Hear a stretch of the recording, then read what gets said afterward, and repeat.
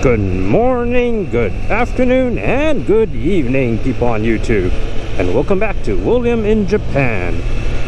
Today you join me on the untrustworthy Triumph Street Triple Moto 2. And we are about to get its head gasket fixed. So before further ado, let's hit the road.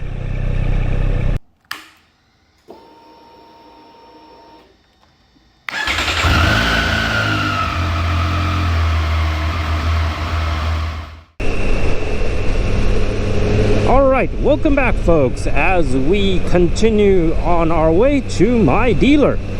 Hence, apologies, not proper gear. And thinking of it, I should have taken my watch off. Mechanical watches do not gel very well with motorcycle riding. But I digress. Yes, my last video was on head gasket issue, or as a whole, Triumph's build quality. I'm kind of sad, to be frank. Modern day social media, including YouTube, negativity sells. Never had that much of a comment in the first few days. Obviously, YouTube has been spreading my videos a bit more. You can see it in the back stage analytics. And yeah, as I said, it's a bit sad. Really hopefully that we can have more positivity in this world, but I guess it's just how we have to roll with. This is the world we live in, and negativity just sells way better online. However, I must say, it has been really kind of all of you that had left comments. Love to have that engagement. And thanks to you that has commented, has liked the video. As I said, the video did actually better than what my other videos had. I will not be continuing to make negative comments or negative videos in the near future. That is not my goal, and not the goal of this channel anyways.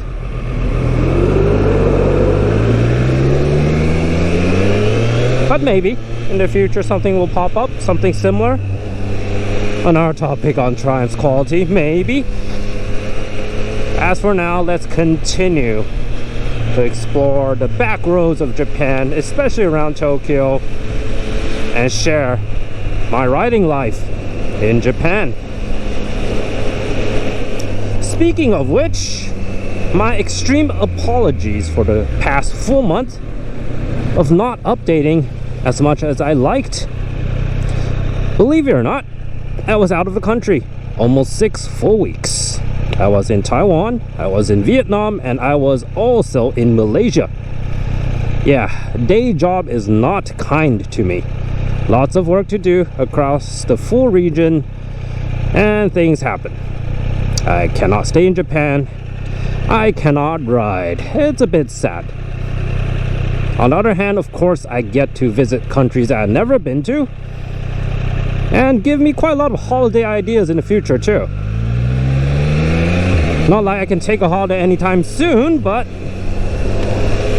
at least I enjoy the food there. Vietnam's pho, Malaysia's nasi lemak. Man, those are very, very good food. If you are into spices, not spicy food, but as a whole, spices, Southeast Asia is treasure.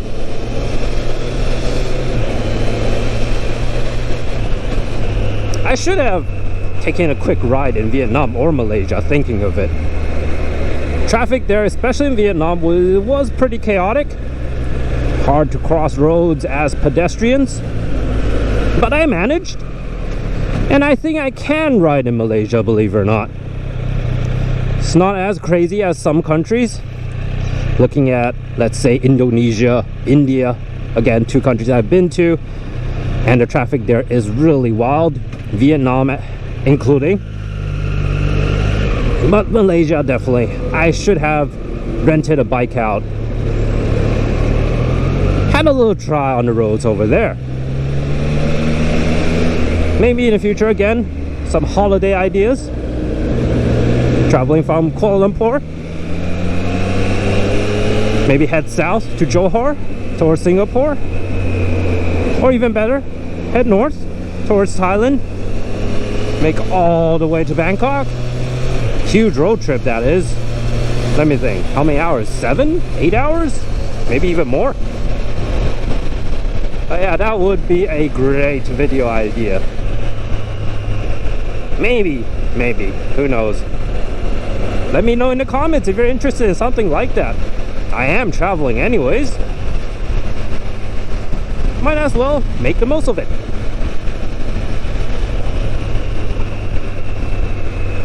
Coming back to the Triumph Street Triple. Yes, as I mentioned in my last video, I am trying to sell it as we speak. Of course, we need to take care of that head gasket first. Hence, we're traveling to the dealer right now.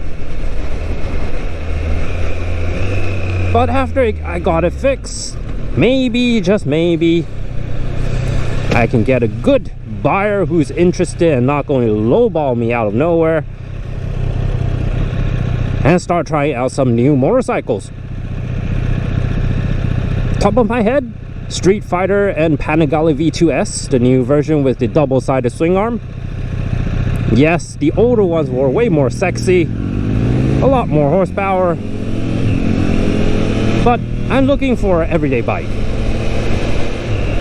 I think the new version will suit me better. Lighter, better torque down low, also flat torque curve across the whole rev range. It sounds great. Also, no more decimal valves. I guess I will miss the mechanical sounds, or maybe they kept it somehow, who knows. Haven't test rode one yet. But without those Desmos, a lot less maintenance, a lot less will be stretching it, I think. A little bit less.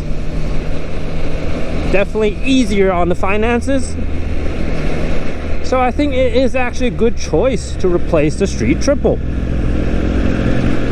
But this also means I only have twins in my garage now. Always get to ride the Thruxton if I want. That's a parallel twin. If I get a V-twin, yes, there's a little bit difference there. But man, I would miss a triple.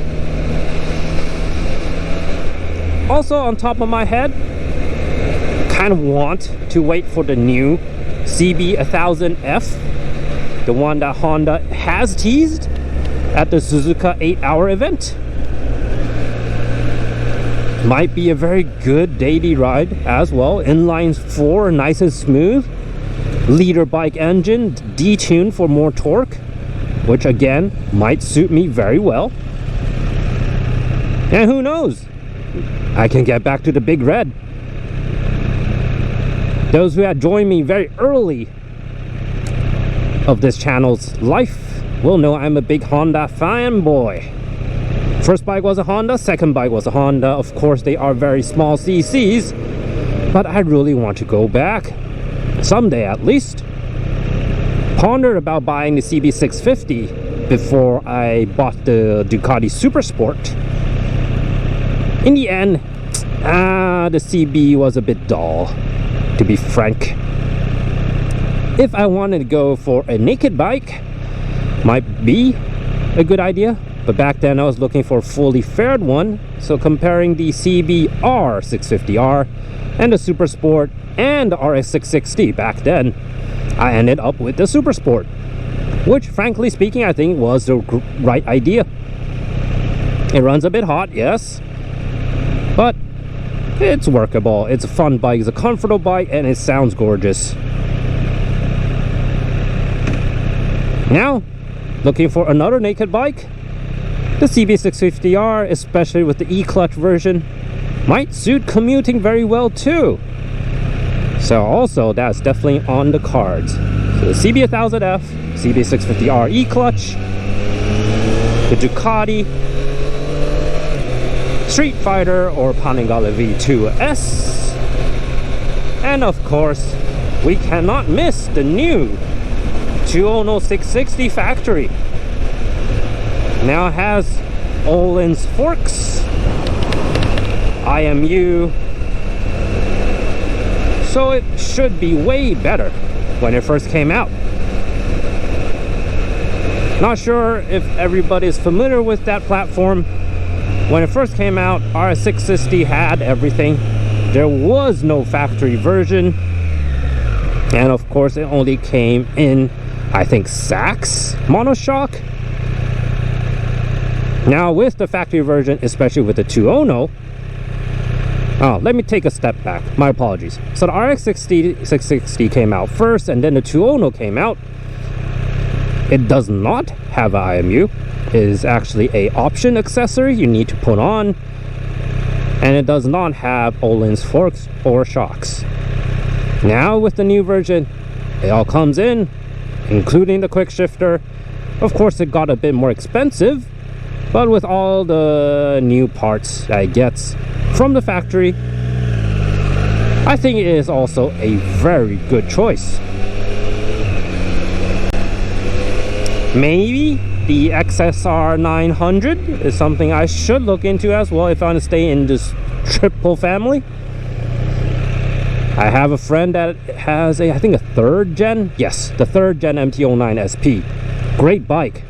I did not like the riding position. It's a bit too upright for my taste. Maybe I should try out the XSR first, and the XSR 900 GP, the faired version, or half faired. There is a kit to get the bottom fairing, so maybe that's a choice I should look into as well. So who knows, we'll start trying out them all one by one, test ride them, feel the differences, or maybe in the end actually just stick with the street triple. I love the engine, I love the frame so much. It's not like I don't like the bike in the first place. So we will see, guys. Alrighty folks, that's all from me today. A bit of a jibber jabber, but I want to provide you an update of why there's no videos. And thank you all again for all of the engagement with my last rant on Triumph's build quality. This has been William. Thanks for joining me, and see you next time. Bye bye.